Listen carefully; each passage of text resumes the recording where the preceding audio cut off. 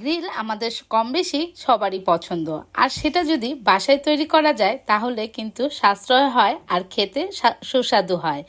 বাসায় কিভাবে মাইক্রো ওভেনে তোমরা গ্রিল করবা তার রেসিপিটাই আমি আজকে শেয়ার করব। প্রথমে আমি একটা আস্ত মুরগি নিয়েছি এবং এটা একটু সাইড কেটে নিয়েছি। এরপর আদা, রসুন, পেঁয়াজ বাটা, তারপর গুঁড়ামরিচ, ধনিয়া গুঁড়া, জিরা গুঁড়া, কাবাব মশলা, টক দই। এরপরে নিয়ে নিব আমি সস, সয়া সস দিয়ে দিব 2 টেবিল চামচ। এখানে আমি একটু tomato sauce, Kashmiri red chilli sauce, vinegar আর একটু সরিষার তেল দিয়ে মশলাটা খুব ভালো করে মেখে নিব। এখন মাংসটা দিয়ে, মুরগিটা দিয়ে খুব ভালো করে মুরগির গায়ে মশলা মেখে নিব।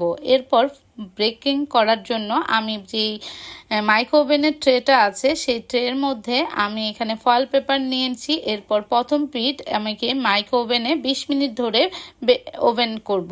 এরপর এখানে কিন্তু আমি কনভেনশন মোড চালু করব না, এখন আমি মাইক্রো ওভেনের মোডেই কিন্তু আরও 20 মিনিট উল্টিয়ে বেক করে নিব।